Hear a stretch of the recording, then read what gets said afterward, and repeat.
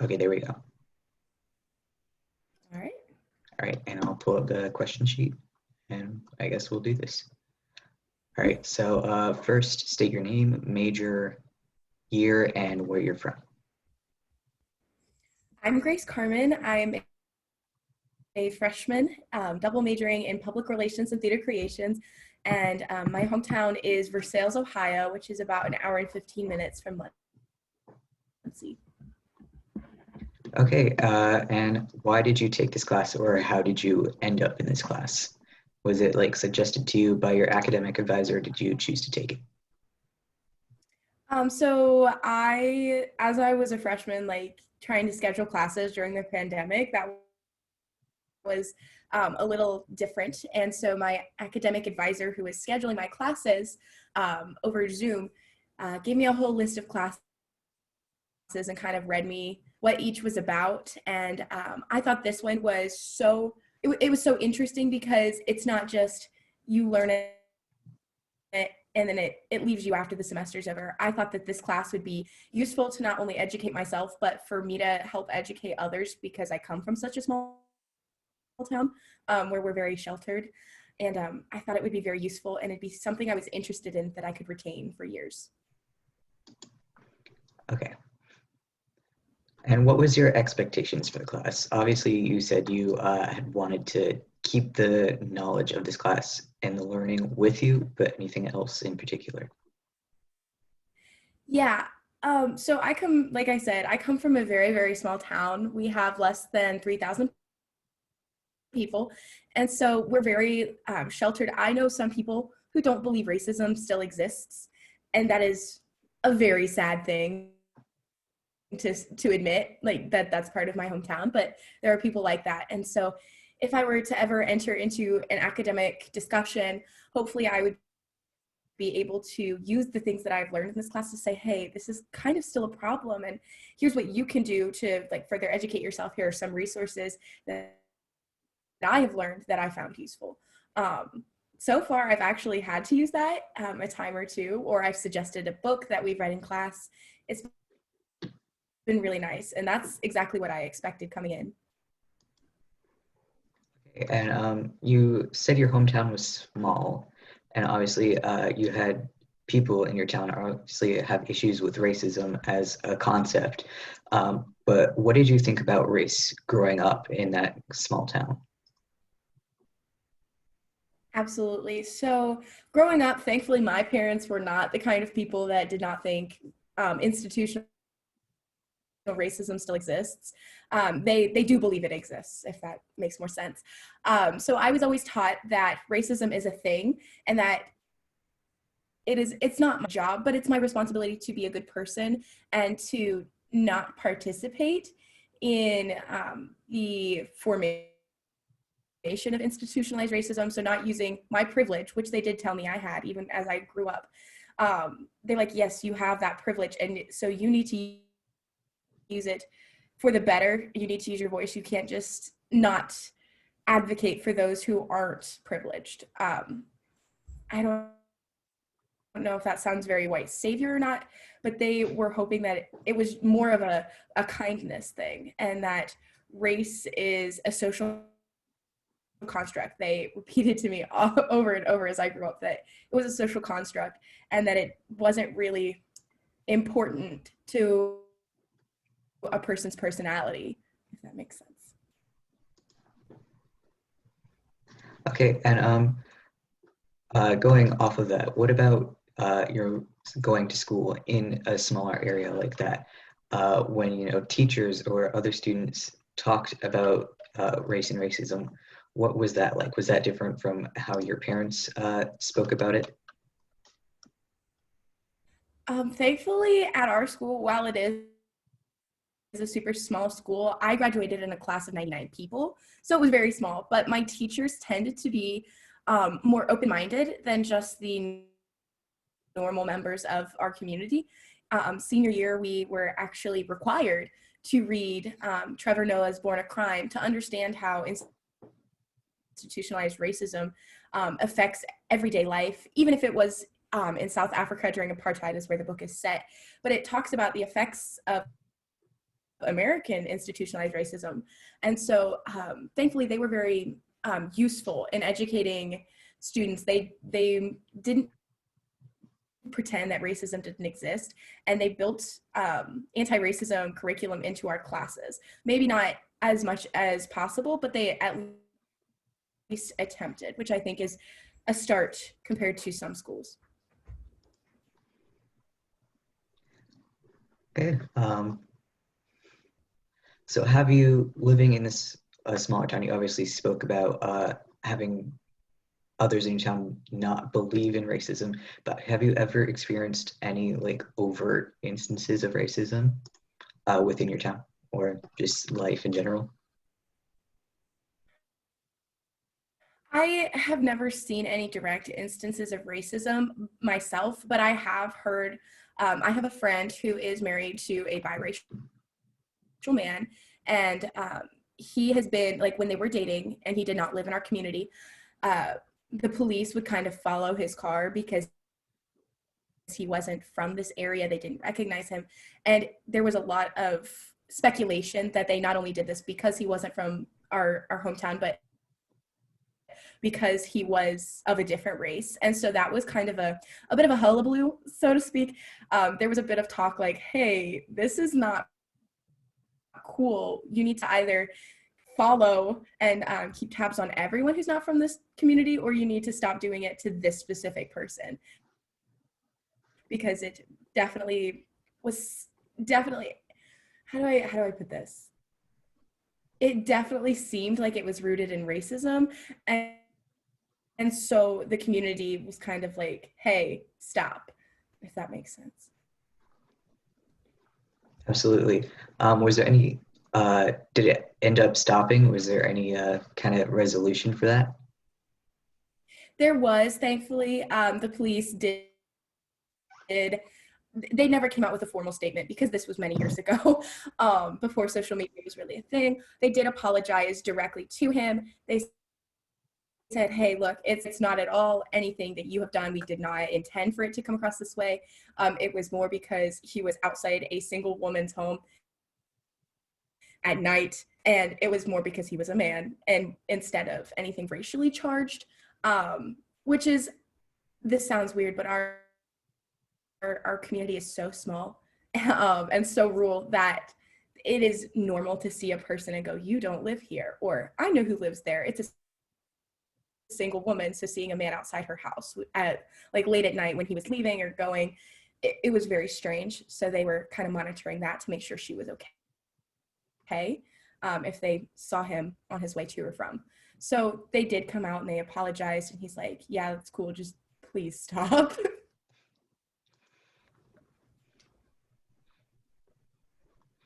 Okay, and obviously growing up, in the Midwest, it's very not, as diverse as other areas. So how was your experience as a child, with people from other identities, whether that's class, race, religion, etc., nationality?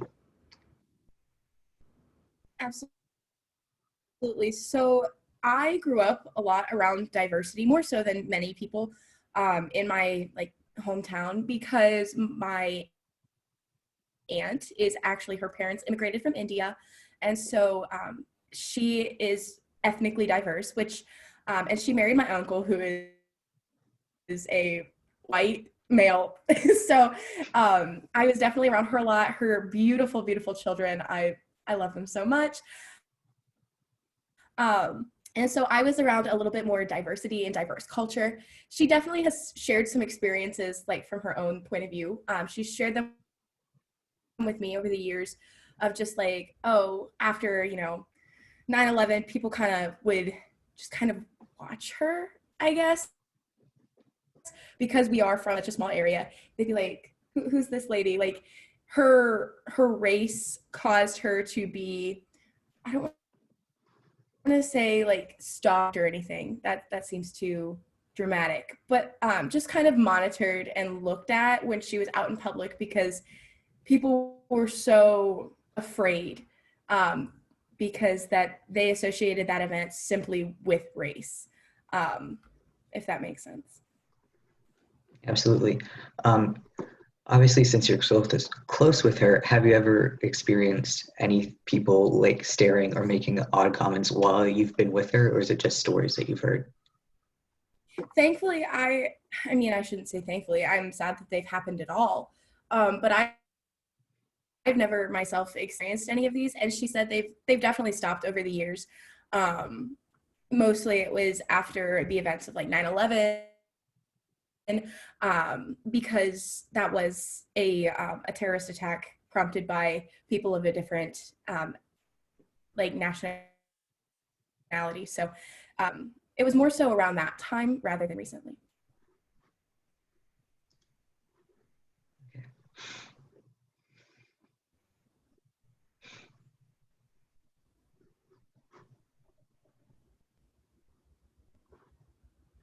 Okay, so obviously 2020 is definitely, it's been a year. I can say that. So how have the events of 2020, whether it's the pandemic, the activism and uprisings, the election, and also the events at Ball State, how has that impacted your view of the world? It's definitely, and excuse my language, I just don't have a better term for this. It's definitely showed me that we're in the middle of a shit show.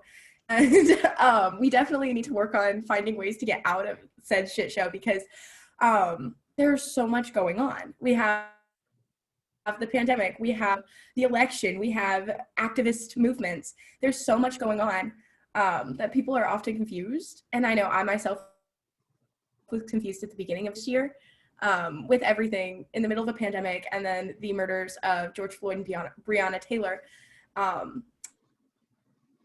So it definitely has shaped my perception of the US in a way that it never had been before.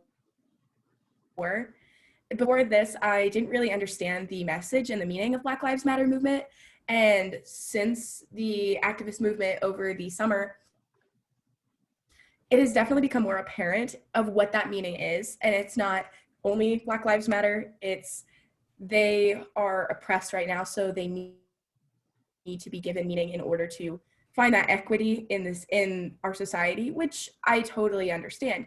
And but originally it was more of a, well, that doesn't really make sense, because the message wasn't broadcast. So I think that the event of making it a more public battle across our nation was very useful in educating people and changing their perceptions like it changed mine.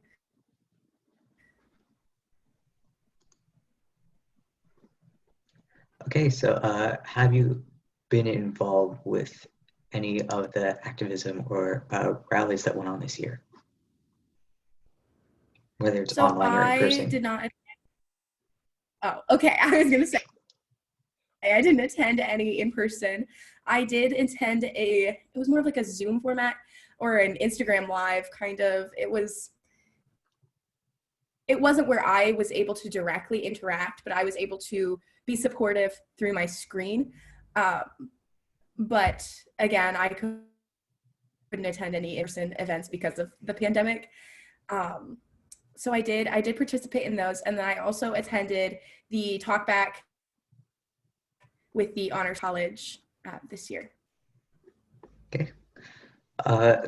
Again, kind of on the same subject as the talkback with the Honors College, what are your thoughts about some of the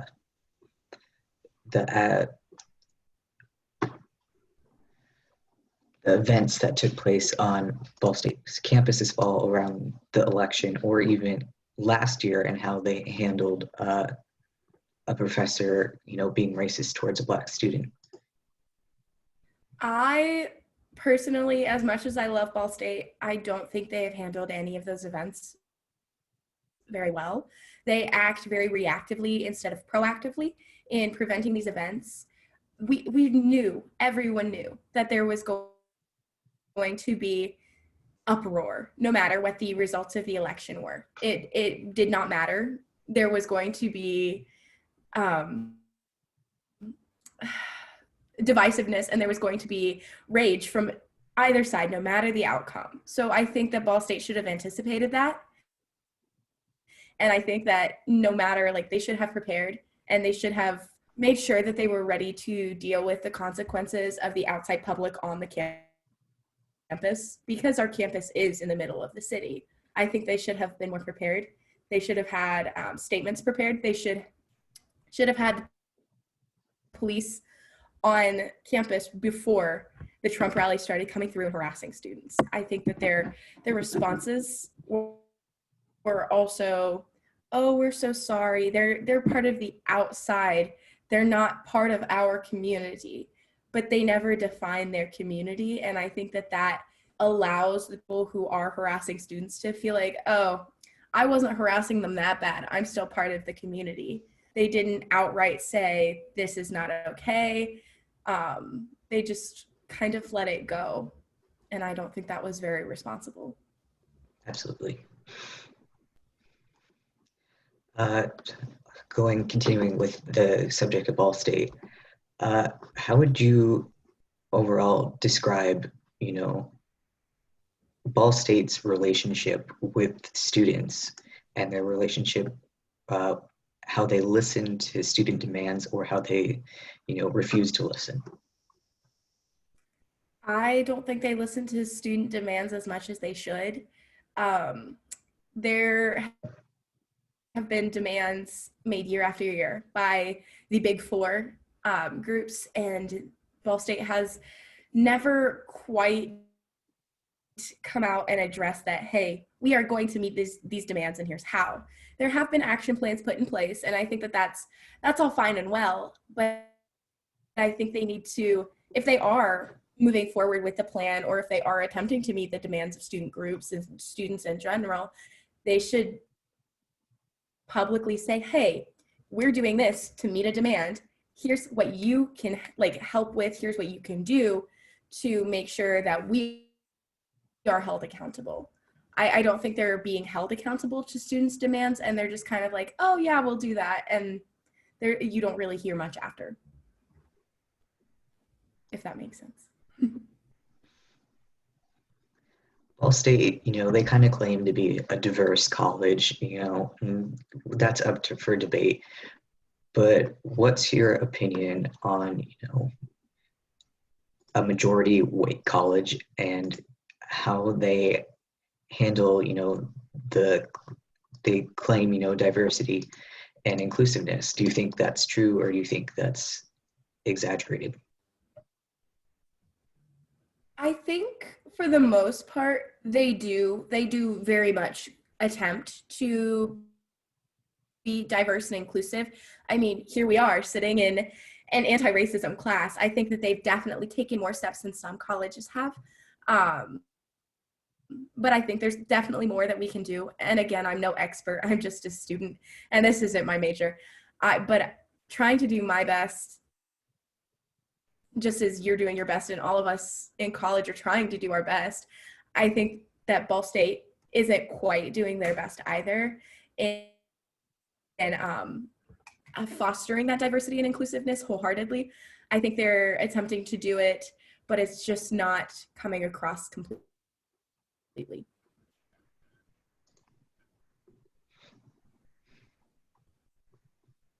Okay, do you think Ball State creates a good job of creating a culture of belonging or having students feel included?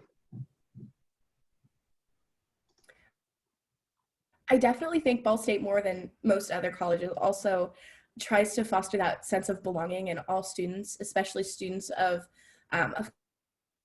color, of gender nonconforming identities, of the queer community. I definitely think Ball State has been very, very good in attempting to foster that sense of belonging. They've had those talkbacks. They've had Zooms for students with disabilities. They've had Zooms for people who are part of the LGBTQA plus community. They've had talkbacks for our Zooms with students of color. They have clubs. They, as a university as a whole, I think they've definitely tried to make sure students feel like they belong.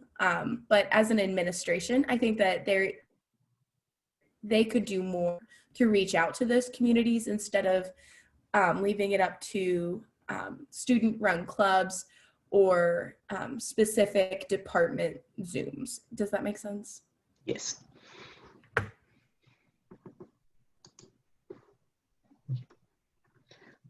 So in class, we read a section from an old Muncie newspaper and read an article about how land covenants were used to promote segregation between white people and people of different races. Obviously, that kind of centered around Ball State's campus, and now kind of dictates where people live now. So obviously, a lot of people didn't know this part of this class. Do you think Ball State should acknowledge this and make this more visible to students that attend the school? I definitely think it should be something that is mentioned at least to prospective and current and past students. Maybe it's not something that is the first thing you see when you look on the internet, but I definitely think it is something that Ball State should announce, because the amount that I did not know about Ball State's history before coming to Ball State kind of shocks me now, and I think it would shock other students. And I definitely think that the fact that there was a subdivision with the sign out front that says no people of color except for domesticated servants, and it was a subdivision created by someone with the last name Ball in the Muncie community where Ball State is. I definitely think Ball State should be like, hey, this happened. It was not good. It was not cool. And here's what we are doing kind of to compensate for the mistakes of those who have come before us. Whether if that's through a donation to younger students of color groups in middle schools or high schools, or any other form, I definitely think that Ball State should own up to it. It may not have been done through Ball State directly, but I think it still should be mentioned because it is such a big part of Muncie's history. Okay. Kind of on to our next section. What has this course meant for you personally? What have you overall taken away from it, and what do you think will stick with you? This course overall has made me see that as much as I thought I knew, and as much as my friends thought that they knew, we knew nothing. And yeah, we could educate ourselves, but that doesn't mean we are good speakers on the experiences of people of color. We are not good preachers about the experiences that other people have lived through. And we knew that. Internally, we all knew that. We were like, yeah, this isn't our experience. We shouldn't be able to speak on it. But the information that we have learned, the books we have read, the articles we have had to analyze, the YouTube videos that we have watched have made us just sit down and go, this is not our moment. We can support. And originally, I know for me and for some of my friends in this class, we didn't know how to support the Black Lives Matter movement, just various movements of people of color without almost dominating it, if that makes. We were trying to take a backseat because it's not our experience. It's not our story to tell.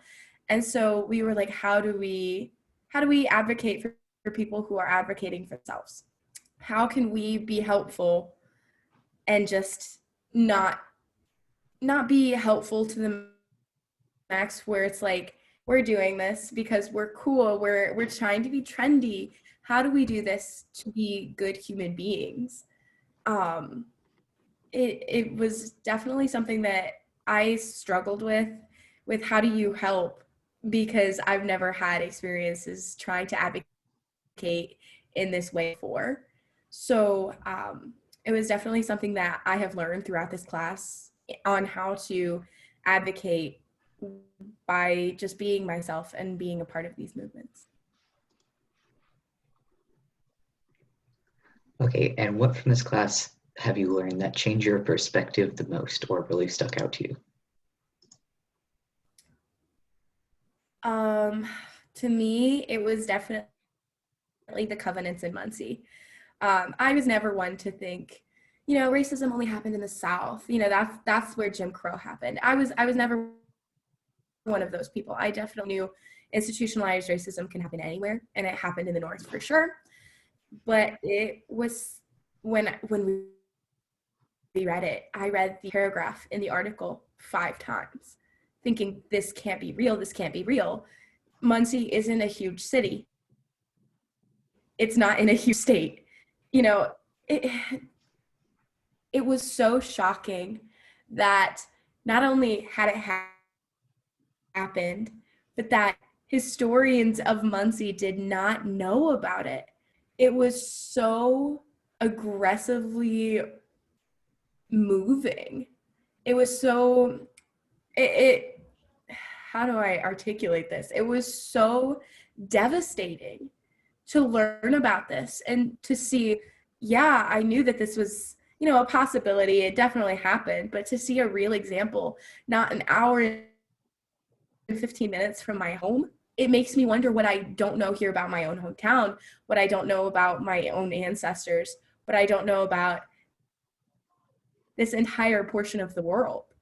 It definitely changed my whole perspective, not only just on racism, but on the hidden history of America and what the devastating effects of that history are. Going off of, education and not knowing much about the history of America, what is your opinion on how public schools teach American history and possibly what they're missing or ignoring? I think that there are some things that public schools do well, but this is not one of them. My mom is a teacher, and this is in her curriculum. Not much at all, but it is part of what she's supposed to teach. But I've seen teachers in our own school who teach the same class, but they hit the requirements and they say, yeah, this is what happened. Yeah, it was bad. And they move on. And students go one in ear and out the other.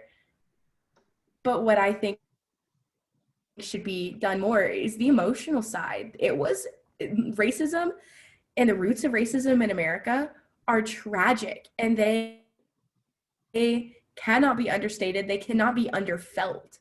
The emotions that racism requires, that racism feeds off of, it needs to be told. That story of America's worst moment needs to be told.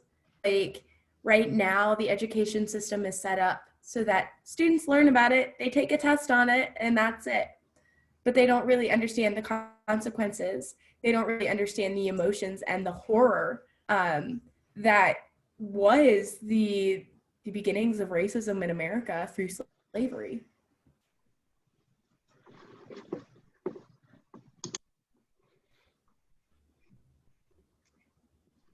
Okay, so where do you see education in America 5 or 10 years from now? Do you see, a change happening, or do you see it staying the same?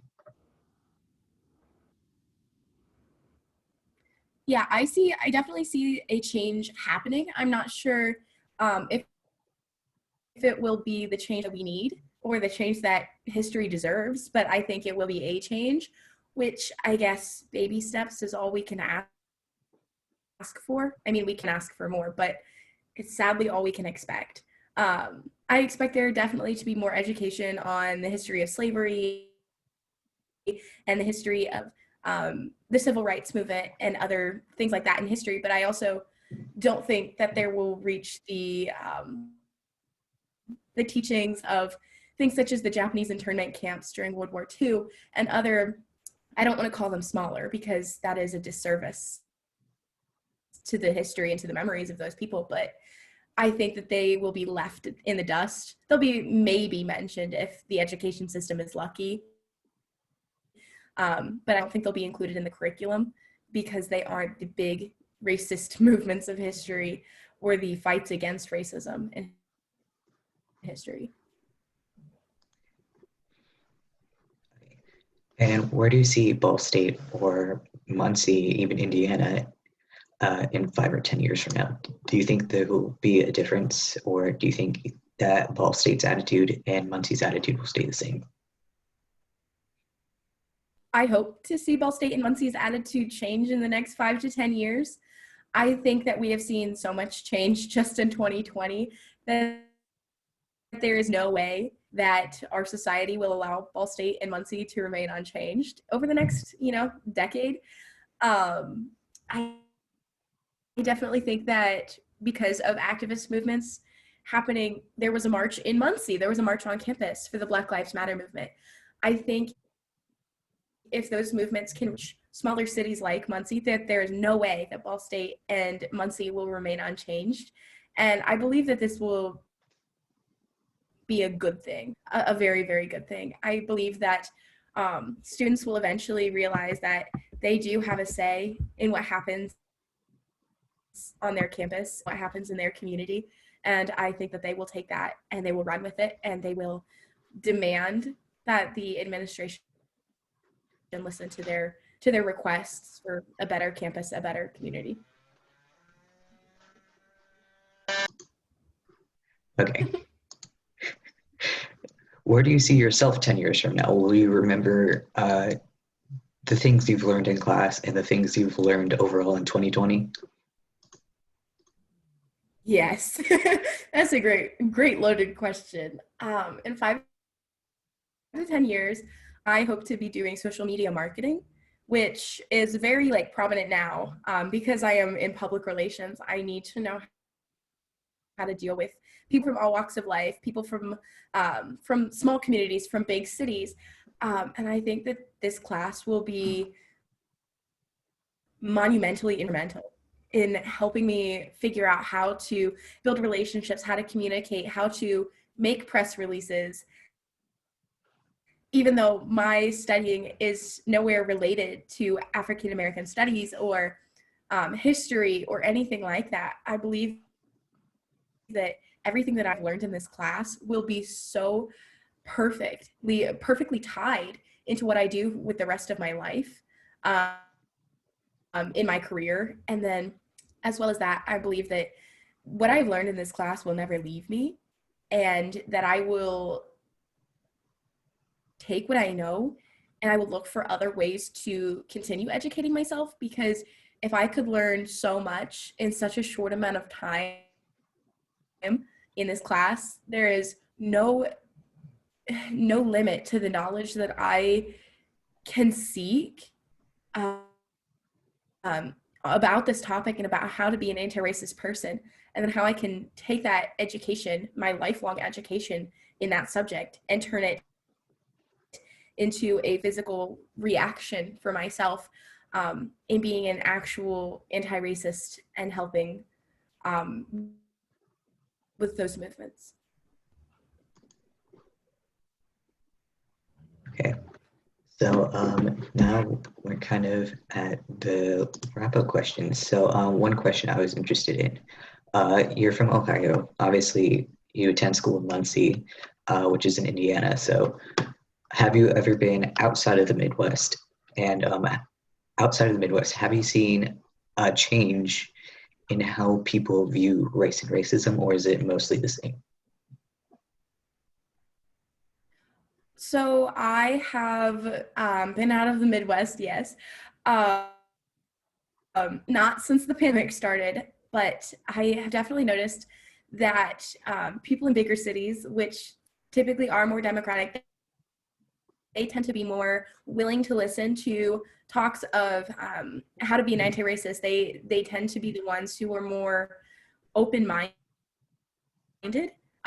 In smaller communities, like in the Midwest, they tend to be more closed-minded, and their opinion is their opinion, and there is nothing that you can do to change it unless you come at them with compassion and understanding, even if you don't condone their opinions or their thoughts. If you can approach them as a human being, you have at least some semblance of a chance at hopefully encouraging them to open their minds and accept other people's viewpoints, because you can use logic and you can scream it at them, but people in the Midwest will not listen because your logic is wrong, your opinion is fake.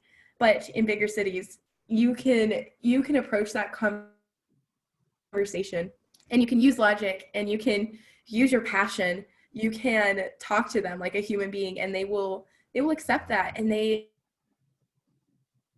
tend to having conversations about race and racism, and politics in general, which I find is beautiful, and it makes sense.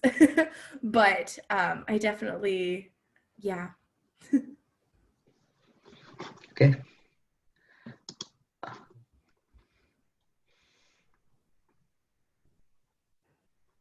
Okay, so do you have anything that you'd like to mention, whether it's something you learned in this class, other views on racism or race, or just anything in particular that I have not asked? I don't really have anything in particular to answer or ask of you, but this is going to sound really random, but I know these are going in the library. And so I just want to say thanks, Dr. Bartlett. This class was really amazing and super, super informative. And hopefully Ball State inserts it into their general curriculum. And that's all. Okay. Thank you so much for your time and interview. And that should be it. Thank you.